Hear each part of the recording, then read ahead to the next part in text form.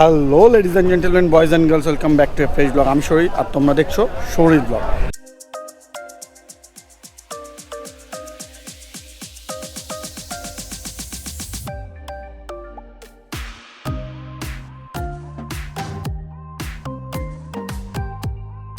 আর দেখতে পাচ্ছ আমি একদম দাঁড়িয়ে আছি এনজিবি স্টেশনের বাইরে।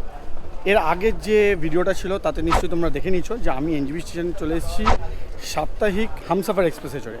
তারপর এখন দাঁড়িয়েছি একদম এনজিবি স্টেশনের বাইরে। আর এই আমাদের গাড়ির চালক আজকের জন্য, শুধু আজকে না, পুরো ট্রিপটায় এই দাদাই আমাদের সঙ্গে থাকবে আর আমাদের ঘুরতে নিয়ে যাবে। আমরা এখান থেকে যাচ্ছি দাওয়াপানি। পুরো ভিডিওতে তোমরা এখান থেকে দাওয়াপানি অবধি যাওয়া অবধি পুরো নলেজ পেয়ে যাবে। আমরা দাওয়াপানি যাওয়ার সময় মিরিক নেপাল বর্ডার হয়ে তারপর কিন্তু দাওয়াপানি যাবো। তোমরা যদি দাওয়াপানি এখান থেকে ডাইরেক্ট যেতে চাও তাহলে এখান থেকে বাসে বা শেয়ার ট্যাক্সিতে সরাসরি পৌঁছে যেতে পারো দার্জিলিং। দার্জিলিং থেকে শেয়ার ট্যাক্সি পাওয়া যায় দাওয়াপানি যাওয়ার জন্য। তো আপাতত আমরা এটাতে চেপে যাবো। তাহলে চলো উঠে পড়ি।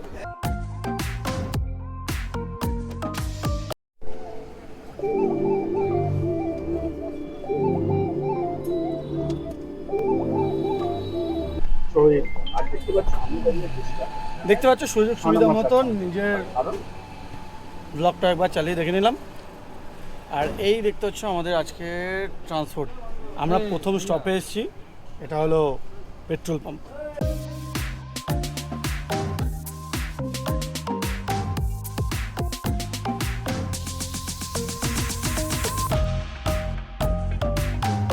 দেখতে পাচ্ছ আমাদের ভিউজ কিন্তু একদম পাল্টে গেছে। ছিলাম একদম ক্রাউডেড এলাকাতে, সেখান থেকে একদম পাহাড়ের দিকে যাচ্ছি। আর যত এগোচ্ছি তত ভিউ যথেষ্ট চেঞ্জেস হয়েছে এবং খুব তাড়াতাড়ি জাস্ট কয়েক কিলোমিটারের মধ্যেই কিন্তু আমাদের ভিউ একদম পাল্টে গেছে।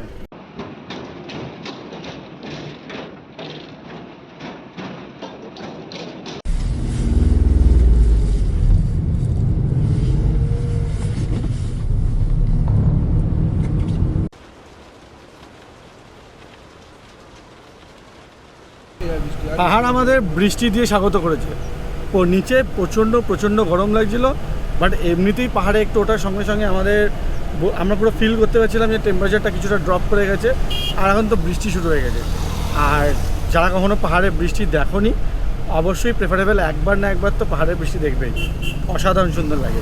এর আগেও আমি সিকিম দার্জিলিং ট্রিপ করেছিলাম, সেবারও প্রচুর বৃষ্টি হয়েছিল অ্যান্ড দ্যাট ওয়াজ অ্যামেজিং।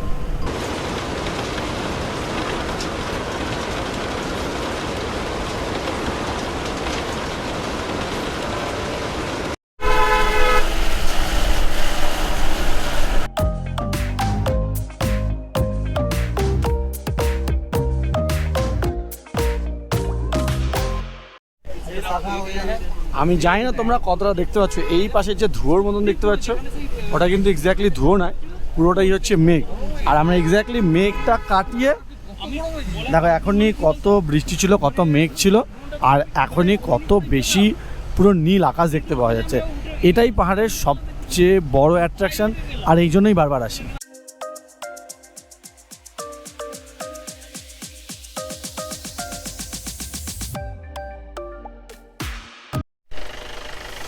এগারোটা 15-তে বাসে উঠেছিলাম, মানে গাড়িতে উঠেছিলাম। এখন বাজে 1:29। এই পুরো টাইমটার মধ্যে একবারও নামিনি, সেই জন্য সবাই প্রচণ্ড উত্তেজিত হয়েছিল, তাই জন্যই আমরা একটু নেমে পড়েছি। দেখতে পাচ্ছ ভিউ তো অসাধারণ, এমনি কোনো ডাউট নেই। আগেই বলেছি আজকে আমাদের সাইট সিনের মধ্যে মিরিক আছে। আর একদম ফার্স্টে আমরা মিরিক যাচ্ছি। মিরিক একটা আর্টিফিশিয়াল লেক, যেটা কমপ্লিটলি তৈরি পাহাড়ের ওপর, আর সেটাই দেখতে আমরা এখন যাচ্ছি। এখান থেকে মিরিকের ডিস্টেন্স 2-2.5 কিলোমিটার। তো জাস্ট তার আগেই আমরা দাঁড়িয়ে পড়েছি। আর এই আমাদের গাড়ি নেই, গাড়ি সামনে চলে গেছে, কিছুটা হেঁটে ওপরে উঠতে হবে আবার।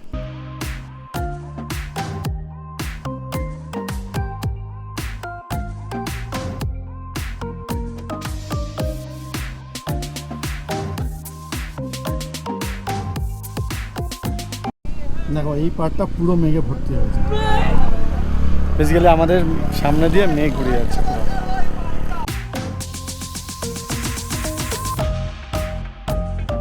যাক, মোটামুটি 5-7 মিনিট খুব সুন্দর আমরা কাটিয়ে নিয়েছি। এবার আবার এখান থেকে বেরোতে হবে। ড্রাইভারদাকে জিজ্ঞেস করে জানতে পারলাম এখান থেকে মিরিকের ডিস্টেন্স 5 কিলোমিটার মতন। তো খুব বেশি হলে 15 মিনিট মতন সময় লাগবে যদি না রাস্তায় জ্যাম পড়ে বা আবার বৃষ্টি নেমে যায়। তো এই মুহূর্তে মনে হচ্ছে এই পার্টটাতে মেঘের পরিমাণ একটু কম আছে, বাট মেঘ কিন্তু আবার ওপরের দিকে আরও উঠছে। বৃষ্টি যদি কম থাকে তাহলে তাড়াতাড়ি পৌঁছাবো, যদি বৃষ্টি বেশি থাকে একটু সময় লাগবে। দোকান নেই यार, मर जाओगे तुम, मुझे लग रहा है तुम पूरा ट्रिप कर नहीं पाओगे। যাক, আমরা নেমে পড়েছি মিরিকে। প্রথমেই বলেছি মিরিক কিন্তু একটা আর্টিফিশিয়াল লেক, আর এই আর্টিফিশিয়াল লেক কিন্তু অলরেডি আমার লেফট সাইডে শুরু হয়ে গেছে। তস্তু মতন বেশ ভালো কিন্তু ক্রাউড দেখতে পাওয়া যাচ্ছে। যেমন শিলিগুড়িতে প্রচুর ক্রাউড ছিল, তো বোঝা যাচ্ছে যে ওপরেও কিন্তু ক্রাউড আছে। মানে যদি আমরা প্রপার দার্জিলিংয়ে যেতাম সেখানেও একটা ভালো ক্রাউড পেতাম। তো আমরা দার্জিলিং যাচ্ছি না, আমরা দাওয়াই পানি যাচ্ছি ক্রাউড থেকে একটু দূরে থাকতে। তো আমার পার্সোনাল ওপিনিয়ন হচ্ছে আমি অবশ্যই দার্জিলিং বেশি প্রেফার করি অফ সাইডের চেয়ে। আমার দার্জিলিং যথেষ্ট মানে প্রিয় জায়গা বলতে পারো। এই দেখতে পাচ্ছ আমরা পুরো মিরিকে পৌঁছে গেছি। তোমরা কতদূর বুঝতে পারছো বুঝতে পারছি না, ঠিক এই জায়গাটায় একটা খুব সুন্দর বাংলো আছে। আমার ধারণা ওটা Mirik hotel, and it's looking so beautiful. আর এই পুরো পাশ যেটা আছে এই পুরো সাইডটা কিন্তু একেবারে পাইন বনে ছাওয়া। এই ভেতরে এই যে বর্ডার দেখতে পাচ্ছ তার ভেতরে বাচ্চাদের ছোটো ছোটো খেলার জায়গা তৈরি করা আছে। তার জন্য টিকিট আছে, টিকিট প্রাইস 10 টাকা পার পারসন। আর আদারওয়াইজ বাকি পুরো পার্কটা কিন্তু অ্যাকচুয়ালি ফ্রি। পার্কের আশেপাশে প্রচুর শপ পাবে, সেখানে মানে পাহাড়ে যা যা পাওয়া যায় সেই সমস্ত আইটেমের শপ। ইভেন এই যে দেখতে পাচ্ছ অর্কিডও কিন্তু প্রচুর পাওয়া যাচ্ছে। তো অনায়াসে তোমরা চাইলে এখান থেকে অর্কিড নিয়েও যেতে পারো। আর বাঙালিরা তো সব জায়গায়, দেখতে পাচ্ছ খাওয়ার দোকানের নাম মা ব্যানার্জির বাঙালি ধাবা। বাঙালিরা সব জায়গায় থাকে।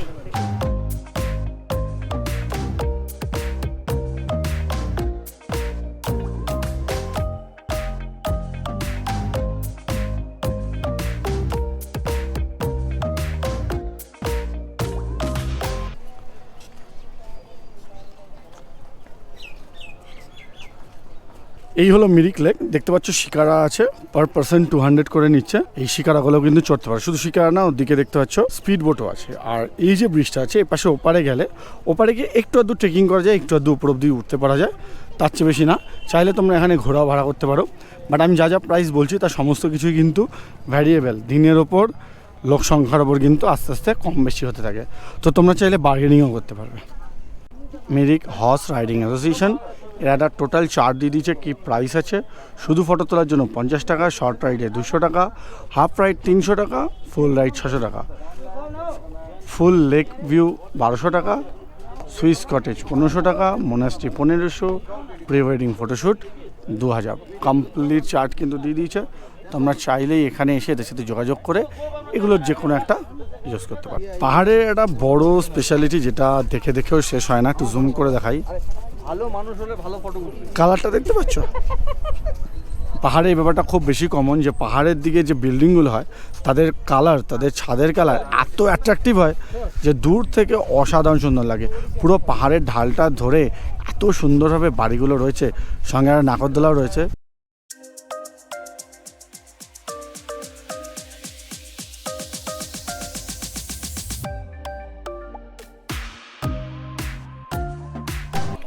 আমরা আমাদের পাহাড়ের ন্যাশনাল খাবার মোমো নিয়ে নিয়েছি। সুদীপ্ত বেসিক্যালি অন্য নামের মোমো খাচ্ছে, যেমন সুদীপ্তর সাইজ তেমন সুদীপ্তর মোমো সাইজ। আমরা ছোটো ছোটো লোকজন, তাই আমাদের ছোটো ছোটো মোমো। 10 পিস মোমো নিচে 80 টাকা। আর এখানে মোমোর সাথে কিন্তু কোনো রকম স্যুপ দেওয়া হয় না। এই দেখতে পাচ্ছ এটা হচ্ছে পুরো মিরিকের পার্কিং। এই পার্কিংয়ে কিন্তু এতক্ষণ পর্যন্ত আমাদের গাড়ি ছিল। এবার আমরা এখান থেকে বেরিয়ে যাচ্ছি। বেশ অনেকক্ষণ সময় আমরা এখানে ছিলাম, খাওয়া দাওয়া করেছি। এখন আমরা এখান থেকে যাব, বাকি আরও একটা দুটো জায়গা আছে সেগুলো দেখে আমরা চলে যাব আমাদের হোমস্টেতে।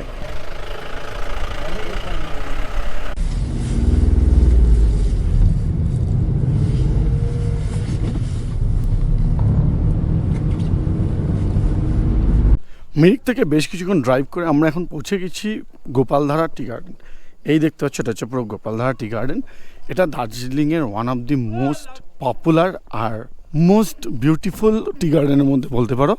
বাট এই যে পুরো টি গার্ডেনটা আছে তার সার্টেন প্লেসেই কিন্তু ভেতরে ঢুকতে দেয়, মানে পাবলিক অ্যালাউ, কারণ পাবলিক ঢোকা মানেই কিছুটা হ্যাম্পার হয় গাছের, তো শুধু সার্টেন প্লেসে পাবলিককে অ্যালাউ করে। বাকি এই যে পার্টগুলো দেখতে পাচ্ছ এগুলো হচ্ছে অ্যাকচুয়ালি হাই কোয়ালিটির টি গার্ডেন, এখানে ঢোকা একদম নিষিদ্ধ। আর এই যে দেখতে পাচ্ছ এটা হচ্ছে যারা চা তোলে তাদের ড্রেস আর তাদের ঝুড়ি। আর এখন আমরা এগিয়ে যাচ্ছি সামনের দিকে। Presenting you Gopaldhara tea garden.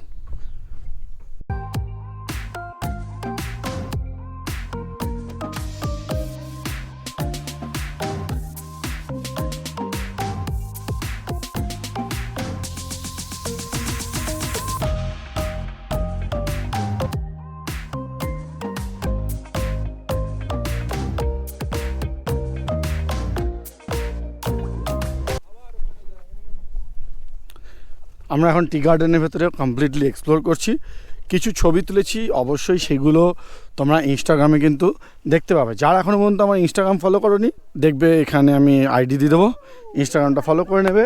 Otherwise কোলাবোরেশনে শৈবালদারও কিন্তু আইডি পেয়ে যাবে, সেখান থেকেও কিন্তু ফলো করতে পারো। আর এই যে সাদা মতন জিনিসটা দেখতে পাওয়া যাচ্ছে ওটা সুদীপ্ত। লালপাড়ি লালপাড়ি।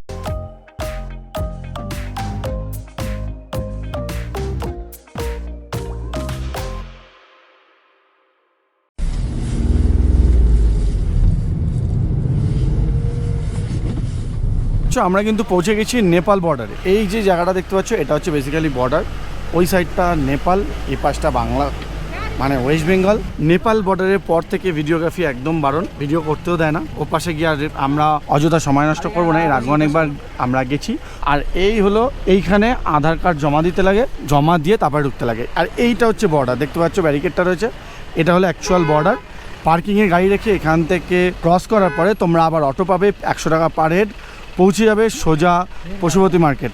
চাইলে পশুপতি মার্কেট থেকে কিছু কিনতে পারো, বাট সিঙ্গেল পিস, যদি মাল্টিপল পিসে কেনো তাহলে কিন্তু বর্ডারে আটকে দেবে, তো এটা অবশ্যই ভেবে রাখবে। আর এই জায়গাটাকে বলে পশুপতি ফাটাক। তো আমরা এখানে আর নামবো না, আমরা এখান থেকে বেরিয়ে যাব।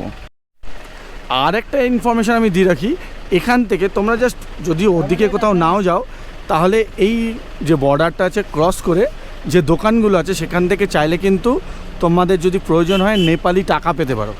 তো তোমরা ইন্ডিয়ান কারেন্সিতে 10 টাকা দিলে ওরা তাহলে নেপালিতে 10 টাকা দিয়ে দেবে। এটা কিন্তু তোমরা অবশ্যই করতে পারো, আমার কাছে অলরেডি আছে, তো সেই জন্য আমি আর যাচ্ছি না।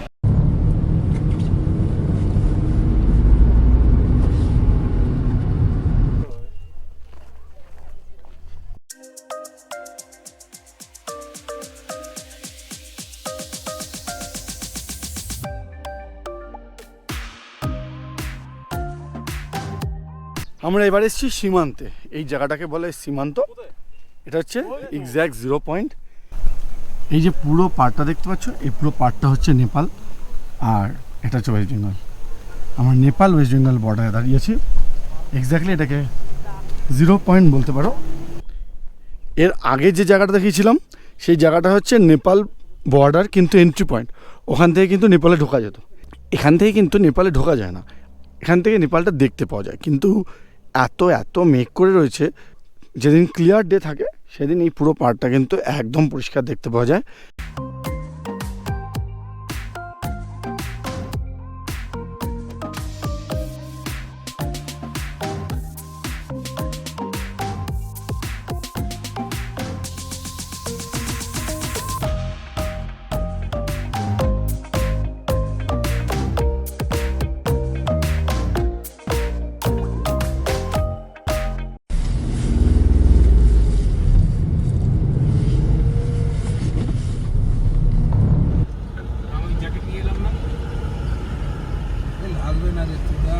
হঠাৎ করে হোমস্টে রাস্তায় যেতে যেতে মানে আমরা দেখলাম এই জায়গাটা দেখা যাচ্ছে, মানে আমরা জাস্ট রেজিস্ট না করতে পেরে আমাদের ড্রাইভার দাদাকে হঠাৎ করে দাঁড় করিয়ে আমরা এই জায়গাটাতে এসেছি।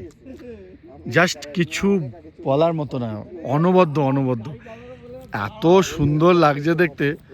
আর ওই দাদাটাও বাইক নিয়ে এসছে, ওই দাদাটাও যাওয়ার সময় হঠাৎ করে দাঁড়িয়ে গেছে শুধু এই সিনটা দেখার জন্য। ইটস জাস্ট অ্যামেজিং, কিছু বলার নেই। মানে কি বলবো, এত সুন্দর লাগছে দেখতে পুরো জায়গাটা। ওহো, আমি নিজে যা দেখতে পাচ্ছি আর যেটা তোমরা দেখতে পাচ্ছ তার মধ্যেও কিছু পার্থক্য আছে। খালি চোখে দেখতে যা লাগছে, উফ, কিছু বলার নেই। এই দেখতে পাচ্ছ আমার পাশেই একটা ন্যারো গেজের লাইন চলছে। এইটা আমাদের পেছনে ছিল ঘুম স্টেশন, আর এই ন্যারো গেজের লাইনটা দিয়েই কিন্তু টয় ট্রেন চলে। তো তোমরা যদি শিলিগুড়ি থেকে বা দার্জিলিং থেকে বা ঘুম থেকে টয় ট্রেন ধরো, তাহলে কিন্তু তোমাদের এই লাইনটা দিয়েই নিয়ে যাওয়া হবে। দেখেই বুঝতে পারছো এটা ন্যারো গেজ লাইন। এটা কিন্তু কলকাতার মতন অত বড় চওড়া লাইন না, খুবই সরু একটা লাইন। আমার ধারণা দুটো লাইনের মাঝখানে ডিস্টেন্স খুব বেশি হলে 2 ফুট।